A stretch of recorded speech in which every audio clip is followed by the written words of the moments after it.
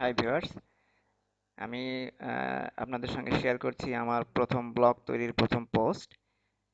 এর ফার্স্ট পার্টে আমি আপনাদের সঙ্গে শেয়ার করেছিলাম যে আমি আসলে লেখাগুলোকে কিভাবে ইউনিক করে নিচ্ছি, কপিরাইট প্রোটেক্টেড যে কন্টেন্ট। যেহেতু আমি পোস্ট তৈরি করতেছি, সবকিছু আমার পক্ষে নিজে থেকে রিরাইট করে নেওয়া সম্ভব না। তাই আমি আহ, একটা স্পিন টুল বা টেক্সট রিরাইটার ব্যবহার করতেছিলাম।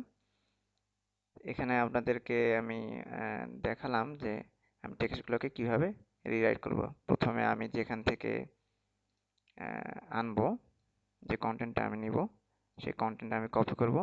তারপরে নোটপ্যাডে গিয়ে সেখানে পেস্ট করেছি। পেস্ট করার পরে আমার এখানে টেক্সটের ফরম্যাটগুলো সব সরে গিয়েছে, বা লিঙ্ক যেগুলো ছিল সেগুলো সরে গিয়েছে। তারপরে সেটাকে আমি আবার স্পিন বটে গিয়ে ইনপুট দেওয়ার পর সেটাকে আমি রিরাইট করে নিয়েছি। রিরাইট করে নেওয়ার পর এই রিরাইট করা অংশটুকু আমি পুনরায় নোটপ্যাডে পেস্ট করেছি। নোটপ্যাডে পেস্ট করার পর এখন আমাকে যেটা করতে হবে, যে আমি যে রিরাইট করলাম এটা আমি একবার পড়ে নিলাম, যে এখানে আমাকে আর কিছু পরিবর্তন করতে হবে কিনা। অর্থাৎ আহ, এখানে আমার যে লেখাটা আসলো, ওরা যে টেক্সটটাকে স্পিন করে দিয়েছে বা রিরাইট করে দিয়েছে, এর মধ্যে কোনো কিছু ভুল থাকলো কিনা, বা দুর্বোধ্য কিছু থাকলো কিনা, বা এমন কোনো শব্দ পরিবর্তন হয়ে গিয়েছে কিনা যেটা আমি পরিবর্তন করতে চাই না। এটা করার পরে আমাকে যেটা করতে হবে, যে প্লাগারিজম চেক করতে হবে। প্লাগারিজম ব্যাপারটা কি? প্লাগারিজম ব্যাপারটা হলো যে আমি যেটা তৈরি করলাম এটা আসলে ইউনিক হলো কিনা সেটা প্রুফ করা, সেটা পরখ করে দেখা। তো সেটা করার জন্য আমাদের বেশ কিছু ওয়েবসাইট, ফ্রি ওয়েবসাইট পাওয়া যায়, যেগুলোতে আমরা এটা পরীক্ষা করে দেখতে পারি। এরকম একটি ওয়েবসাইট হচ্ছে small SEO tools, small SEO tools dot com. এই ওয়েবসাইটে আমরা আমাদের তৈরি করা টেক্সটটা ইউনিক হলো কিনা সেটা আমরা পরীক্ষা করে দেখতে পারি বা চেক করে দেখতে পারি।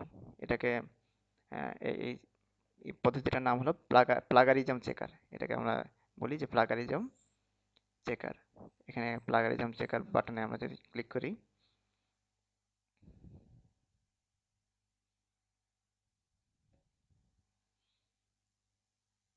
এরপরে আমাদেরকে এরকম একটা বক্স দিবে ইনপুট দেওয়ার জন্য। তো আমরা যে যে রিরাইট করা অংশটুকু, সেটুকু আমরা ইয়া করব, কপি করব। কপি করার পর এখানে আমরা পেস্ট দিব। এখানে আমাদের লিমিট দেওয়া আছে 1000 ওয়ার্ডস পার সার্চ। তো আমরা বেশি বড় দিব না, মোটামুটি ছোট করে দিব। আর তাছাড়া আমাদের আরেকটা ব্যাপার হলো যে ছোট করে দিতেই হবে, কারণ হচ্ছে যে আমরা যে অংশটুকু দিচ্ছি সেটা যেন আমরা পড়ে নিতে পারি। কারণ এখানে এই টেক্সট প্যাডে আনার আগে আমাদেরকে কিন্তু রিরাইট করে পড়ে নিতে হয়েছে। তাই বেশি বড় হলে সেটা আমাদের জন্য পড়াটাও কষ্টকর হয়ে যাবে, এবং আমাদের ধারাবাহিকতাটাও, টেক্সটের সমস্যাগুলো খেয়াল রাখাও সমস্যা হয়ে যাবে, অসুবিধা হবে। তাই আমরা ছোট ছোট করেই এখানে প্লাগারিজম চেক করব।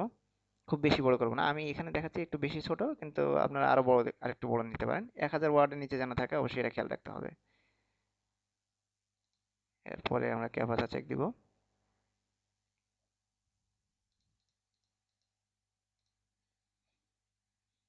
তারপরে চেক প্লাগারিজম। দেখেন এখানে চেক করতেছে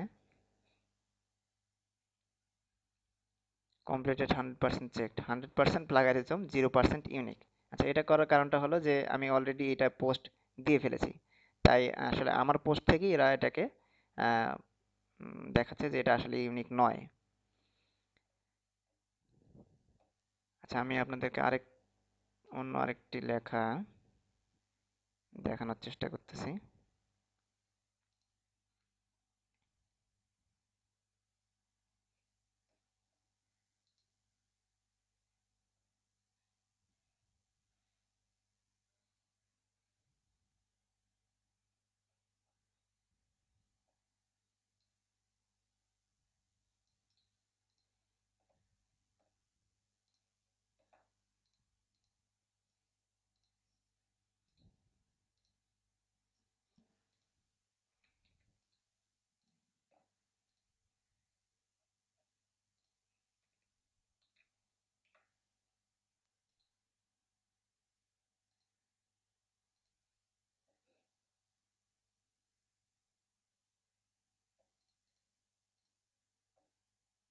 সরি আপনাদেরকে ওয়েট করানোর জন্য। আমার আসলে স্মরণ ছিল না যে ওটা যেহেতু আমার নিজেরই রিরাইট করা আছে, ওটাকে প্লাগারিজম ধরবে। এটাকে আমরা যদি আবার এখন প্লাগারিজম চেক করি, স্টার্ট নিউ সার্চ,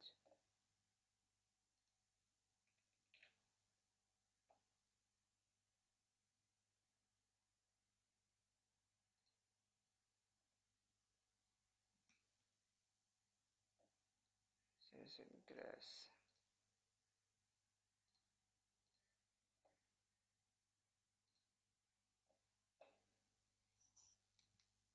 চেক করতেছি, দেখেন এইবার আমি যে স্পিন স্পিন রেটের থেকে রিটেন টেক্সটটা নিয়ে আসলাম, এটা যখন আমি প্লাগারিজম চেক করলাম, এটা দেখাচ্ছে আমার 100% ইউনিক। এইভাবে আমাকে আমার সম্পূর্ণ পোস্টের কন্টেন্টগুলো, যে অংশগুলো আমি রিরাইট করে নিব, সেই অংশগুলো প্রথমে আমাকে নোটপ্যাডে আনতে হবে। এখান থেকে ফরম্যাট রিমুভ করার পরে স্পিন বোর্ডে গিয়ে আমাকে রিরাইট করে নিতে হবে। রিরাইট করার পরে সেটা আমার প্লাগারিজম চেক করে নিতে হবে। যখন প্লাগারিজম চেক হয়ে গেল, কনফার্ম হয়ে গেল যে হ্যাঁ এটা আমার 100% ইউনিক, সেটাকে আমি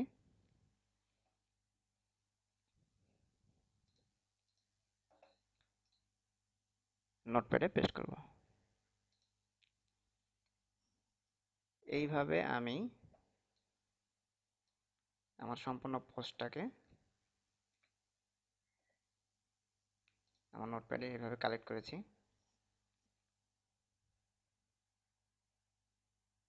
আর এর আগে যেটা বলেছিলাম যে আসলে সব সব অংশগুলো কিন্তু আমি আসলে স্পিন করে নিতে পারবো না বা রিরাইট করে নিতে পারবো না, রিরাইট করার দরকারও নেই। যেমন এখানে যে পয়েন্টগুলো আছে এখানে, এগুলো আমি রিরাইট করার চেষ্টা করেছি, কিন্তু কিছু কিছু জায়গায়, সব জায়গায় না। যেমন এখানে ইউটিলাইজ, এই শব্দটুকু আমি রিরাইট করে নিয়েছি।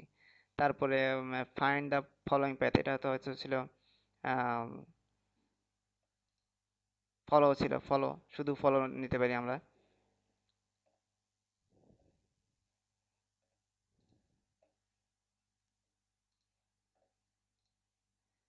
হ্যাঁ, তারপরে যে ক্লিক অন, এটা একদম শেষের দিকে, হয়তো দুইটা এর আগে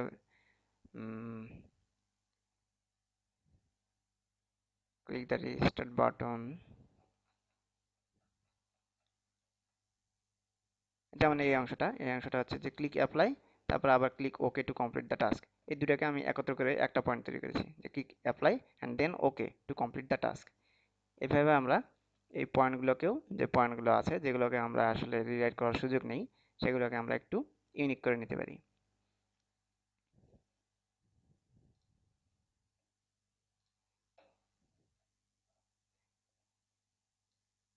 এভাবে আমি আমার সম্পূর্ণ পোস্টটা সাজালাম।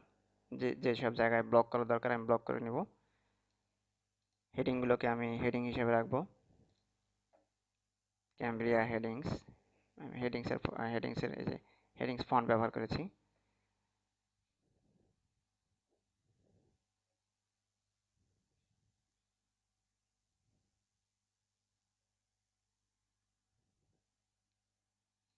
কিছু কিছু ফন্ট একটু ব্যতিক্রম, যেমন এই যে এটা একটা আপনার ব্রাউজ দ্য ফলোয়িং পাথ, এটা একটা কমান্ড,